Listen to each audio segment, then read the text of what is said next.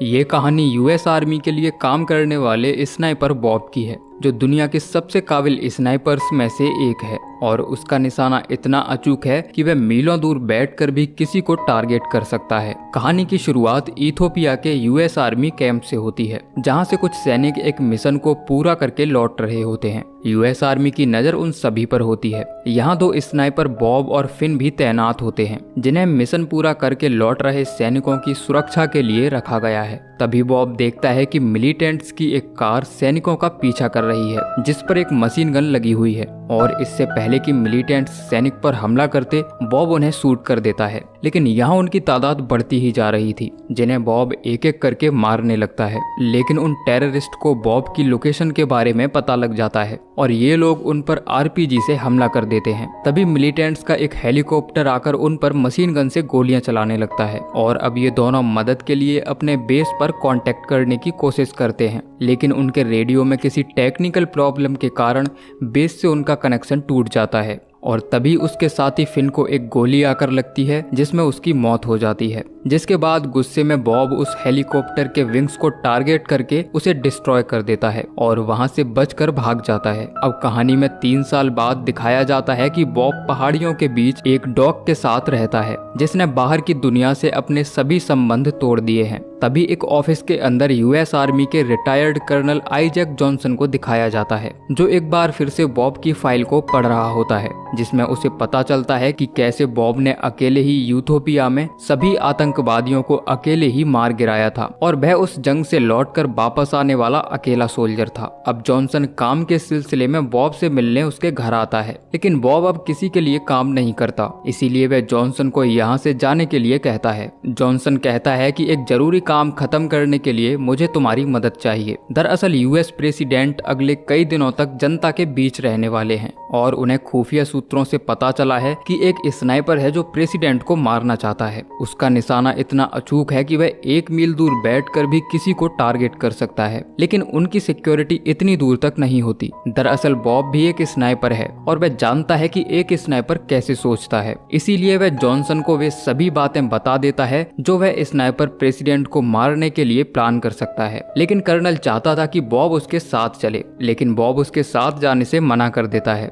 जिसके बाद उसे जॉनसन धमकी देते हुए कहता है अगर वह साथ नहीं गया और प्रेसिडेंट को कुछ हुआ तो उनके कत्ल का इल्जाम तुम्हारे सर पर होगा। ये बात सुनकर बॉब परेशान होने लगता है और जब उसे कोई रास्ता नजर नहीं आता तो वह जाने के लिए मान जाता है और जब वह अपनी गन से 1 मील दूर रखे टारगेट पर निशाना लगाता है तो निशाना लग जाता है। अब उसे यकीन हो जाता है कि 1 मील दूर से भी स्नाइपर प्रेसिडेंट को मार सकता है। जिसके अगले दिन बॉब उस शहर जाता है जहां प्रेसिडेंट की रैली होने वाली है। इसी तरह वह एक एक करके उन सभी जगहों का मुआयना करता है जहां जहां प्रेसिडेंट आने वाले हैं। तभी बॉब को एक ऐसी लोकेशन के बारे में पता चल जाता है जहां से स्नाइपर प्रेसिडेंट को टारगेट कर सकता है। जिसके बाद वह जॉनसन से मिलता है और उसे बताता है कि स्नाइपर प्रेसिडेंट को फिलाडेल्फिया में मारेगा। ये सुनकर जॉनसन कहता है कि स्नाइपर को पकड़ने के लिए उन्हें बॉब की जरूरत है ताकि वे उसे प्रेसिडेंट तक पहुंचने से पहले ही मार सकें। जिसके बाद बॉब उनके साथ मिलकर एक रूम में पूरा सेटअप तैयार करता है ताकि ये लोग उस पूरी जगह पर नजर रख सकें।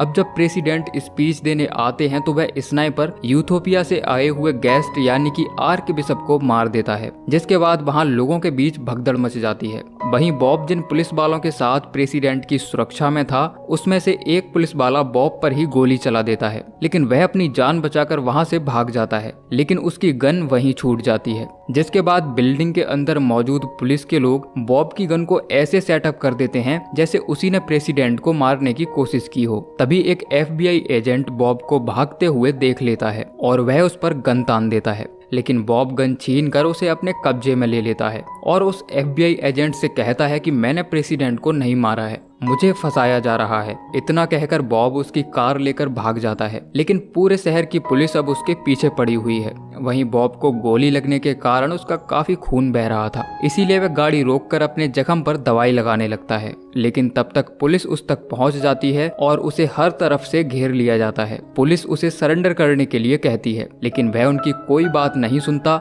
और अपनी कार को पीछे बह रही नदी में गिरा देता है और वहां से बचकर भागने में कामयाब हो जाता है। वहीं वहीं दूसरी तरफ उस FBI एजेंट को दिखाया जाता है जिसका नाम निक है। वह अपने ऑफिसर से कहता है कि बॉब ने भागने से पहले कहा था कि वह बेगुनाह है, उसने गोली नहीं चलाई है, इसीलिए उन्हें इस केस की अच्छे से जांच पड़ताल कर लेनी चाहिए। लेकिन निक का सीनियर उसकी कोई बात नहीं सुनता। वहीं बॉब एक ट्रक को चुराकर शहर से भाग जाता है और एक शॉप पर पहुंचकर देखता है कि टीवी पर उसकी फोटो आ रही है। इसीलिए बॉब शॉप के अंदर जाने से पहले फ्यूज उड़ाकर लाइट खराब कर देता है ताकि शॉपकीपर कहीं उसे पहचान ना ले। जिसके बाद वह अंदर जाकर कुछ मेडिसिन खरीदता है और खुद को एक टॉयलेट के अंदर बंद करके अपने जख्मों पर दवाई लगाता है। अब जब पूरी FBI उसे ढूंढ रही होती है तो वह उनसे बचते हुए सैरा नाम की एक लड़की के घर जाता है जो उसके दोस्त फिन की पत्नी है, जो यूथोपिया की जंग में मारा जा चुका है। दरअसल सैरा एक नर्स है जो बॉब की ऐसी हालत देखकर उसकी मदद करने के लिए मान जाती है। वहीं उस FBI एजेंट निक को दिखाया जाता है जिसे यकीन होता है कि बॉब असली कातिल नहीं है, दरअसल उसे फंसाया जा रहा है। और जब वह बॉब की फाइल स्टडी करता है तो उसे पता चलता है कि बॉब अपना निशाना कभी नहीं चूकता, वह किसी को भी मीलों दूर बैठकर मार सकता है। इसीलिए निक को उस पुलिस वाले पर शक होता है जिसने बॉब पर गोली चलाई थी। तभी निक की दोस्त गैलिंडो बताती है कि उस पुलिस ऑफिसर को रात कुछ लोगों ने मार दिया है। ये सुनकर निक का शक और पक्का हो जाता है। उसे लगता है कि कोई है जो सभी सबूतों को मिटाना चाहता है ताकि FBI असली कातिल को ढूंढ ही ना सके। वहीं बॉब को दिखाया जाता है जिसके शरीर में लगी गोलियों को सैरा निकाल देती है और अब धीरे धीरे वह ठीक होने लगता है। वहीं जॉनसन जो इस पूरे प्लान का मास्टरमाइंड है, वह बॉब के जिंदा बचने से काफी परेशान होता है। वहीं निक इस केस की तह तक जाने के लिए दिन रात इस केस पर काम कर रहा है। तभी सैरा बॉब को बताती है कि FBI वालों ने तुम्हारे डॉग को भी मार दिया है। ये सुनकर बॉब बहुत दुखी होता है। तभी बॉब को टीवी पर पता चलता है कि FBI एजेंट निक असली मर्डरर को पकड़ना चाहता है। इसीलिए बॉब निक से मिलने के लिए सैरा को भेजता है जो उसे पूरा सच बताती है और उसे सबूत के तौर पर जॉनसन की कार के इंजन का नंबर भी देती है, जिसका फोटो बॉब ने तब खींचा था जब जॉनसन बॉब से मिलने उसके घर आया था। जिसके बाद निक पक्का करने के लिए छिपकर ऑफिस में जाता है और चेक करने पर उसे पता चलता है कि ये नंबर जॉनसन की कार का ही है। अब ये बात किसी तरह जॉनसन को पता चल जाती है कि निक ने उसकी कार का नंबर सर्च किया है। इसीलिए जॉनसन अपनी प्राइवेट आर्मी भेजकर निक को किडनैप करवा लेता है, जो उसे एक खुफिया जगह ले जाकर पीटना शुरू कर देते हैं। और इससे पहले कि वे निक को जान से मारते तभी वहाँ बॉब आ जाता है जो दूर से ही एक एक करके सभी किडनैपर्स को मार देता है और निक को बचा लेता है। दरअसल बॉब जानता था कि जॉनसन जरूर ऐसी कोई हरकत करेगा, इसीलिए उसने पहले से ही सारी प्लानिंग करके रखी थी। अब जब निक को सच्चाई का पता चलता है तो वह भी बॉब के साथ हो जाता है। वहीं जॉनसन को जब ये बात पता चलती है कि बॉब ने उन सभी किडनैपर्स को मारकर निक को छुड़ा लिया है तो उसकी परेशानी और बढ़ जाती है। तभी उसका एक साथी बताता है कि हमें एक एड्रेस मिला है जहां बॉब हर साल फूल भेजता था। जिसके बाद जॉनसन अपने आदमियों को उस पते पर जाने के लिए कहता है। वहीं निक और बॉब एक फायर आर्म एक्सपर्ट से मिलते हैं, जिनसे बॉब पूछता है कि क्या ऐसा मुमकिन है कि किसी एक गोली को 2 बार चलाया जा सके, यानी कि क्या एक चली हुई गोली को फिर से दूसरी गन में डालकर चलाया जा सकता है। मिस्टर रेड बताते हैं कि हाँ, ऐसा पेपर मैचिंग तकनीक का इस्तेमाल करके किया जा सकता है। तभी बॉब मिस्टर रेड से किसी ऐसे स्नाइपर के बारे में पूछता है जो 2 किलोमीटर दूर से भी अपने टारगेट को मार सकता है। जिसके बाद मिस्टर रेड बॉब को एक ऐसे ही काबिल स्नाइपर के बारे में बताते हैं जिसका निशाना बॉब की तरह ही अचूक है। अब बॉब को उस स्नाइपर पर शक होता है। जिसके बाद निक अपनी दोस्त गैलिंडो को फोन करके उस आदमी के बारे में पता लगाने के लिए कहता है। इंक्वायरी करने पर गैलिंडो को पता चलता है कि इस आदमी का नाम मिकाओ है और इस समय वह वर्जीनिया में है। वहीं दूसरी तरफ जॉनसन समझ जाता है कि बॉब ने अब तक असली कातिल यानी कि मिकायो के बारे में पता लगा लिया होगा। इसीलिए वह प्लान करता है कि जब बॉब मिकायो को मारने के लिए वर्जीनिया आएगा तो वह अपने लोगों को भेजकर उसे वहीं मरवा देगा। तभी सैरा को दिखाया जाता है जिसके घर जॉनसन के आदमी पहुंचकर उसे किडनैप कर लेते हैं। वहीं निक और बॉब वर्जीनिया पहुंचकर उस फार्म हाउस का मुआयना करते हैं जिसके अंदर मिकायो छुपा हुआ है। बॉब समझ जाता है कि यहाँ बहुत सारे लोग छिपे हुए हैं, इसीलिए वह मार्केट से कुछ सामान खरीद कर लाता है और अपना देसी जुगाड़ लगाकर कुछ एक्सप्लोजिव तैयार करता है। अब ये लोग उस फार्म हाउस के अंदर जाकर वहां तैनात गार्ड्स को एक एक करके मारने लगते हैं और साथ ही जगह जगह कुछ बॉम्ब्स भी फिट कर देते हैं। तभी बॉब का सामना मिकायो से होता है, जिसे बॉब गन पॉइंट पर लेकर पूछता है कि तुमने आखिर प्रेसिडेंट को मारने की कोशिश क्यों की। मिकायो बताता है कि वह प्रेसिडेंट को नहीं बल्कि इथोपिया से आए हुए उस गेस्ट आर्क बिशप को ही मारना चाहता था, क्योंकि आज से 3 साल पहले जब इथोपिया के अंदर ऑयल की पाइपलाइन डाली गई थी तो वह पाइपलाइन एक गांव के बीच से होकर गुजरती थी। लेकिन जब गांव वालों ने इसका विरोध किया तो यूएस आर्मी ने उस गांव के सभी 400 लोगों को मार दिया, जिनमें बच्चे, बूढ़े और औरतें भी शामिल थीं। इस घटना के बारे में आर्क बिशप अपनी स्पीच में बोलने वाला था, इसीलिए जॉनसन ने उसे मरवा दिया। अब बॉब को याद आता है कि जब वह आज से 3 साल पहले यूथोपिया में एक मिशन पर था तो वो विलेजर्स क्यों यूएस आर्मी पर हमला कर रहे थे। दरअसल इस मिशन में यूएस गवर्नमेंट के बड़े बड़े लोग भी शामिल थे। साथ ही जॉनसन भी अमेरिकन सेनेटर के लिए काम करता है। दरअसल जॉनसन चाहता था कि आर्क बिशप के मर्डर का इल्जाम बॉब पर लगाकर इस केस को हमेशा के लिए बंद कर दिया जाए।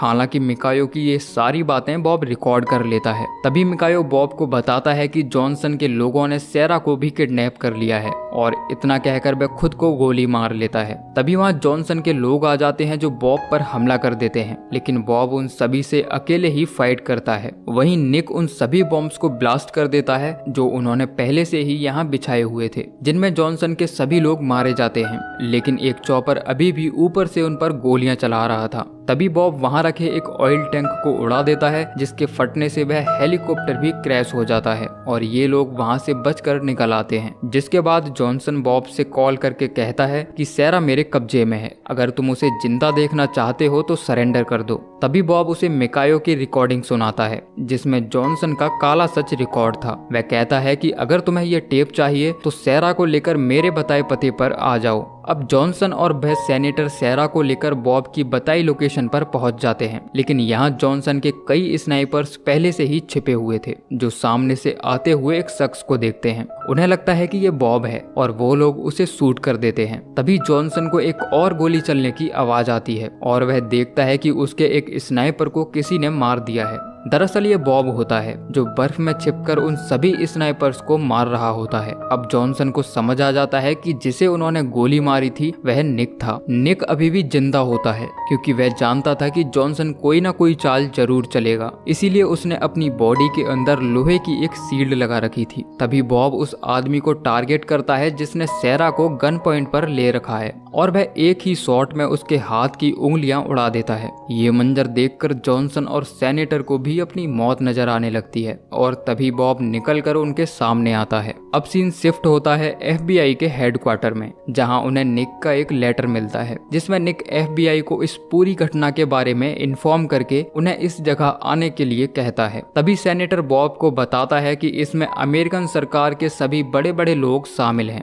इसीलिए इस लड़ाई को खत्म कर पाना इतना आसान नहीं है। ये बात बॉब को समझ आ जाती है और वह उस टेप को जला देता है। जॉनसन पूछता है कि तुमने ऐसा क्यों किया। बॉब कहता है कि मैं नहीं चाहता कि अमेरिकन सरकार तुम्हें परेशान करे। ये सुनकर जॉनसन बहुत खुश होता है और वह हेलीकॉप्टर लेकर वहां से चला जाता है, लेकिन यहाँ FBI की टीम पहुंचकर बॉब को अरेस्ट कर लेती है, जिसके बाद बॉब को अटॉर्नी जनरल के सामने पेश किया जाता है, जहां उसकी गन भी रखी होती है। जॉनसन का कहना था कि बॉब ने इसी गन से गोली चलाई थी, जिसके बाद जनरल बॉब को अपनी बेगुनाही साबित करने के लिए 5 मिनट का समय देते हैं। तभी बॉब अपनी गन उठाकर जॉनसन पर चला देता है, लेकिन उससे गोली नहीं चलती। जिसके बाद बॉब बताता है कि जब वह कभी घर से बाहर जाता है तो हमेशा अपनी गन की फायर पिन्स को निकाल देता है, इसीलिए गन से गोली नहीं चलती। दरअसल जो गोली स्नाइपर ने आर्क बिशप पर चलाई थी वह इस गन से चली हुई जरूर है, लेकिन उसे पेपर मैचिंग की मदद से दोबारा इस्तेमाल किया गया है। तभी बॉब जॉनसन की सारी हरकतें जनरल को बताता है कि कैसे उसने आज से 3 साल पहले यूथोपिया के लोगों का नरसंहार करवाया था। बॉब जनरल को मरे हुए लोगों के फोटोज दिखाता है, जिन्हें देखकर जनरल को बहुत गुस्सा आता है। तभी जॉनसन हंसते हुए कहता है कि उसने ये क्राइम अफ्रीका में किया था, इसीलिए अमेरिकन सरकार इसके लिए उसे कोई सजा नहीं दे सकती, और इतना कहकर वह वहां से चला जाता है। ये देखकर जनरल को बिल्कुल भी अच्छा नहीं लगता। वह बॉब से कहता है कि मैं तुम्हें आजाद करता हूँ, लेकिन जॉनसन जैसे लोग देश की जरूरत नहीं हो सकते। मैं कानूनी तौर पर तुम्हारी कोई मदद नहीं कर सकता, लेकिन तुम जानते हो कि तुम्हें क्या करना है। बॉब को जर्नल की बात समझ आ जाती है और रात होने पर वह जॉनसन और सेनेटर के घर पहुंच जाता है। ये दोनों मिलकर अपनी जीत का जश्न मना रहे होते हैं। तभी बॉब वहां मौजूद उनके सभी गार्ड्स को मार देता है। वह घर के अंदर आकर जॉनसन और सेनेटर को भी शूट कर देता है, जिसके बाद सबूत मिटाने के लिए वह गैस ऑन करके उस पूरे घर को उड़ा देता है। जिसके बाद बॉब सहरा के पास जाता है, जो गाड़ी में उसका इंतजार कर रही होती है, और अब ये दोनों कार लेकर यहाँ से निकल जाते हैं। और इसी के साथ ये मूवी एंड होती है। तो दोस्तों, ये थी कहानी शूटर मूवी की, जो जरूर आपको पसंद आई होगी। बाकी आप कमेंट करके जरूर बताइए कि आपको ये कहानी कैसी लगी। मिलते हैं अगली वीडियो में, तब तक के लिए जय श्री कृष्णा।